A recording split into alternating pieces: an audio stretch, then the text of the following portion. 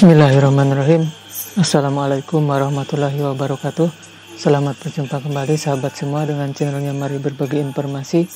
Semoga sahabat semua selalu sehat, selalu bahagia. Karena kesehatan itu sangat penting, sangat mendukung untuk seseorang menjadi bahagia ya. Dan semoga rezeki sahabat juga lancar. Amin ya robbal alamin. Baik, di video kali ini sahabat, saya akan bercerita tentang servis saya kali ini dan sekaligus berbagi informasi ya, selain berbagi cerita juga berbagi informasi bagaimana suka dukanya menjadi tukang servis. Tidak selamanya tukang servis itu lancar ya, kadang-kadang ada kendala juga, bukan sekedar ada tapi sering. Dan saya terkadang ingin berhenti ya menjadi tukang servis, namun ada satu kekuatan lain yang membuat saya tetap berkecimpung di bidang servis ini, yaitu hobi ya. Karena saya memang sudah hobi sejak kecil untuk oprek-oprek di bidang elektronik ini.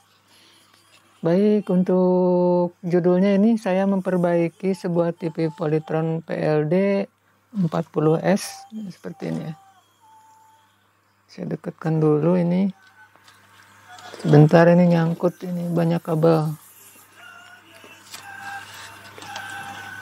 Nah ini ya, mungkin bisa kelihatan di sini.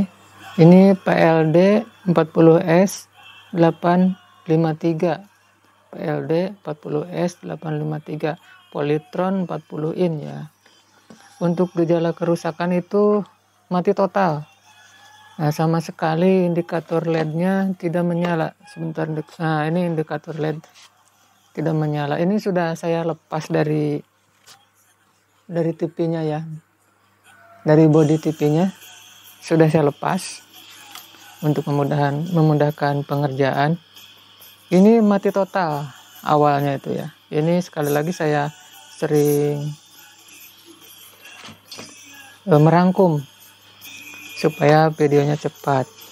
Jadi setelah pemeriksaan, tegangan 5 volt di sini hilang ya. Nah, di sini kan ada tegangan 5 volt. Saya tunjuk pakai ini jarum ampermeter. Nah, di sini tegangan 5 volt itu harus hadir. Ternyata tidak ada ya.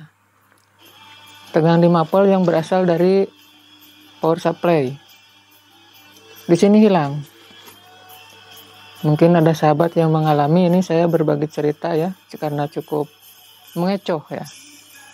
Dan ketika saya cabut, ini saya cabut ya konektornya, tegangan 5 volt itu ada hadir di sini. Oh, bukan yang ini udah gantian. Nah, di sini nih. Ini saya cut, ini saya potong. Di sini kan ada tegangan 5 volt nih. 5 volt basic ya, B+ ya. B+ 5 volt. Ini kalau di TV tabung B+ 110 ya. Ini 5 volt B+. Ini tegangan yang wajib hadir. Sebelum tegangan-tegangan yang lain, ini harus hadir ya, tegangan 5 volt ini. Ini tegangan wajib namanya. Ini ketika dihubungkan ke mainboard ini, ke sini, hilang tegangannya. Tanda-tandanya saya menduga ini konslet ya di sini ya, di mainboard ini.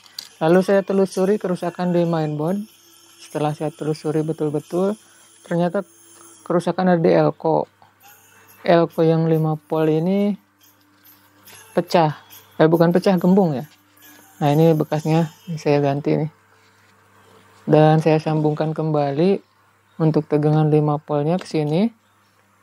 Lagi-lagi tegangan itu hilang. Ya, pakai ini ya, ini yang rusak nih. Saya tunjukkan, ini tegangan 5 volt.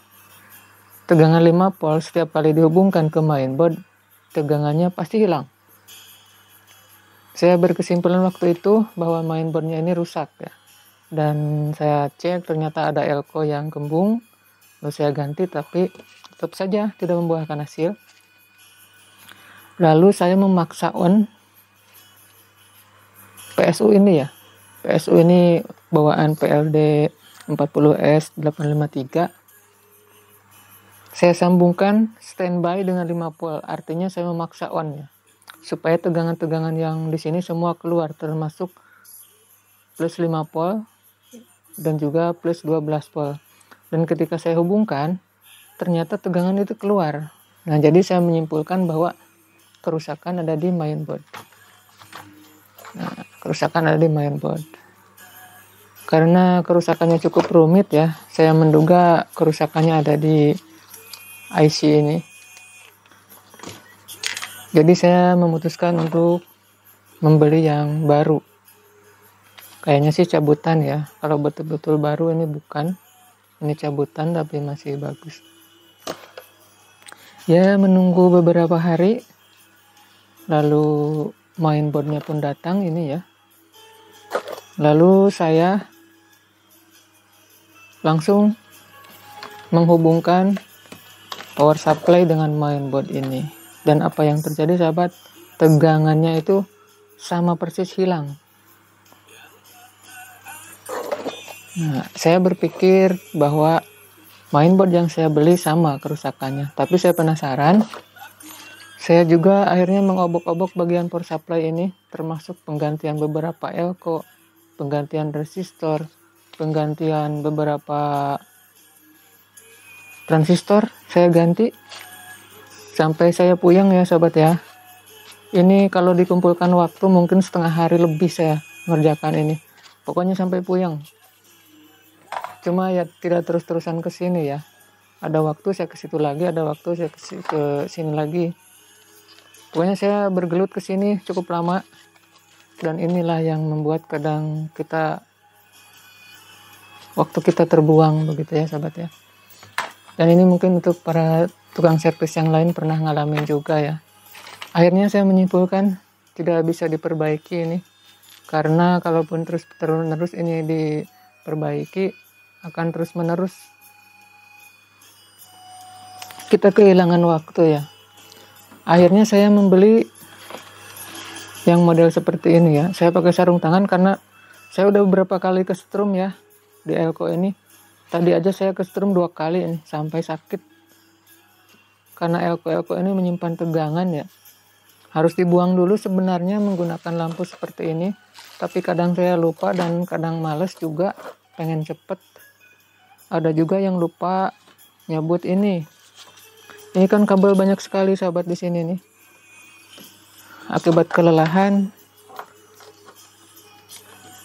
kita lupa mencabut konektor ini ke listrik. Akhirnya ya bisa diduga lah. Dan itu juga risiko yang harus ditempuh oleh tukang servis ya. Dan kita tidak boleh main-main dengan listrik karena listrik nggak pernah kompromi ya. Listrik nggak punya akal dan pikiran. Sekalinya kena langsung nyengat. Oke, dilanjut. Setelah saya menggunakan ini, ternyata saya harus memodifikasi bagian ini. Lihat sahabat.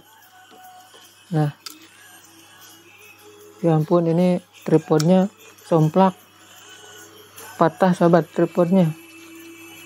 Saya tekuk langsung patah ini. Oh iya, patah ini. Ya, akhirnya saya harus memegang kamera. Tidak bisa dipasang di tripod. Karena tripodnya yang murah. Patah sahabat tripodnya ini. Oke, saya pegang kamera tangan sebelah. Jadi ini mainboard ini, maaf, power supply ini sudah saya hubungkan ke mainboard ini. Tapi dengan resiko atau dengan modifikasi seperti ini, kabelnya jadi pajuriwat ya. Nah, di sini juga harus hati-hati, kita jangan terkecoh dengan ini ya. Ini ada petunjuk voltasenya. Kita jangan terkecoh dengan ini, tapi selamanya kita harus melakukan pengukuran.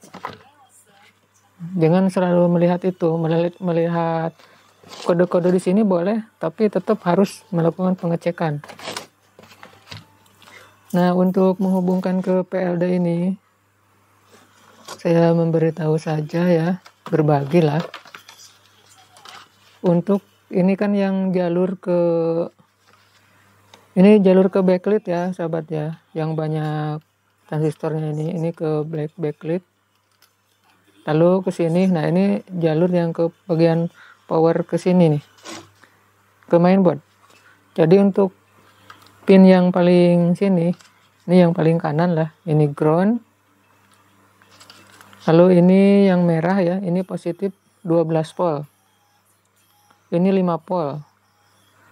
Positif 12 voltnya kaki pin 1, 2, ketiga. Nah, pin 1 ground, pin keduanya 18 volt, ini nggak dipakai. Lalu pin ketiganya 12 volt.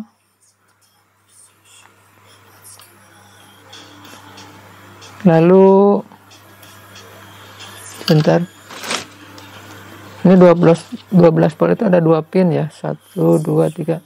1, 2, nah ketiga keempat nih 12 volt. Lalu ground, ini pin ground. Lalu ini 5 volt. Nah, untuk 5 volt kita gabung aja. Ada 3 kabel, gabung aja nggak masalah.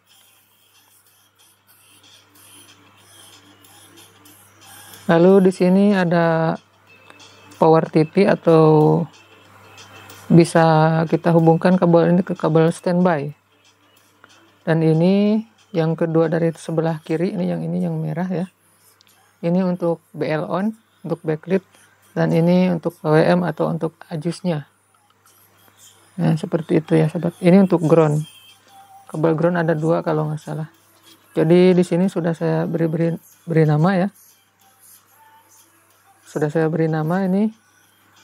Jadi kalau sahabat mau memotong, ikuti saja petunjuk di sini. Lalu kita tempelkan tulisan seperti ini supaya tidak lupa. Dan setelah saya modif ya, seperti ini, ternyata masih ada kendala. Yaitu kendalanya di mainboard ya. Kendalanya di mainboard. Ini walaupun mainboard kita beli sebenarnya bukan baru ya. Lihat saja ini sudah menguning. Ini juga sama. Ini juga menguning. Tandanya ini bekas pakai.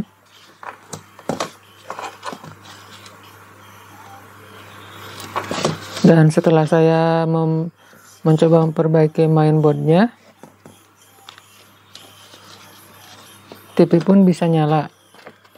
Mesinnya ya, saya belum mencoba ke TV-nya. Ini karena masih di luar. Mungkin besok saya coba ya. Saya akan coba nyalakan.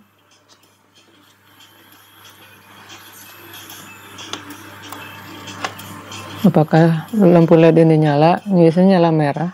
Nah, ini sudah kedip-kedip nyala merah. Dan kalau ini di sini ada kayaknya, kalau kita hidupkan ini berkedip lalu mati. Artinya ini sudah aktif ya. Ini saya kalau ngukur ini, tadinya saya mau ngukur tegangan di sini. Di sini tegangan 12 volt harus hadir, dan di sini tegangan 1,2, 1,3, ini tegangan signal ya harus ada. Kalau di sini sudah ada berarti insya Allah bagus. Tapi ini tangan kiri saya pegang kamera karena tripodnya patah. Nah, jadi nantilah saya pasang dulu di TV, lalu saya akan ukur tegangan-tegangannya.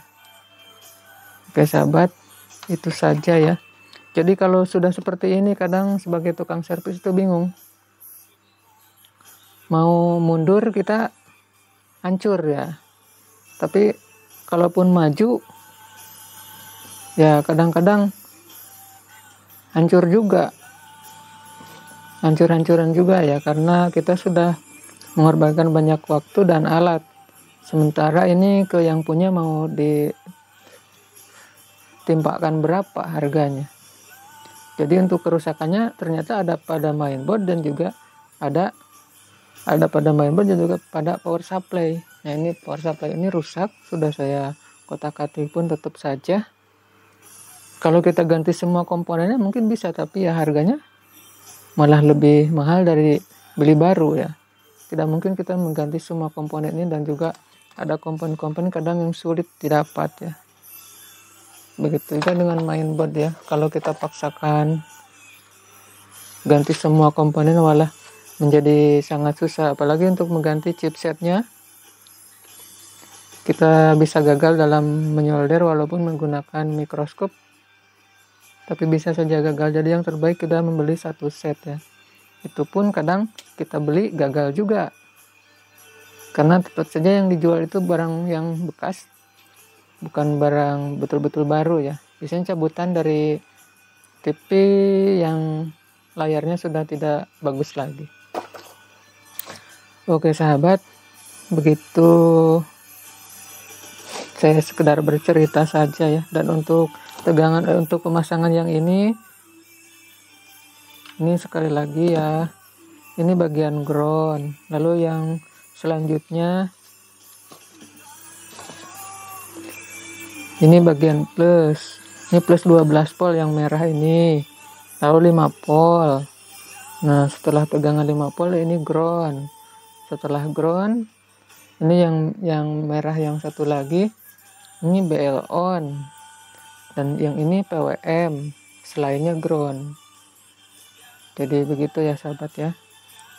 Bisa juga dilihat di sini, tapi sekali lagi untuk penglihatan di sini harus kita ukur juga.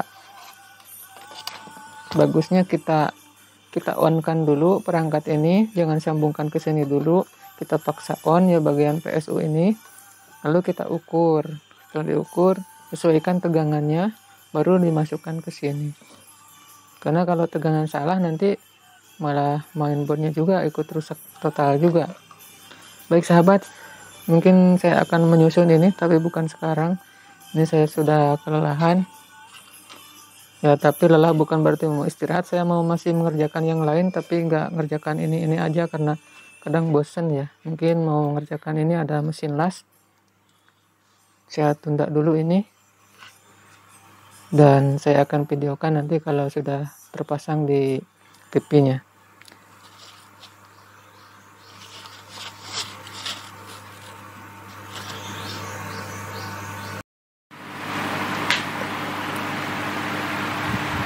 Baik, kita lanjut kembali untuk servisan yang tertunda kemarin ya. Ini untuk mainboard yang kemarin yang ini, dan ini power supply-nya sudah saya sambungkan, namun kabelnya masih agak berantakan ini ya. Dan ini untuk TV-nya, box TV yang belakangnya, coba kita lihat. Nah ini ya, PLD 40S 853.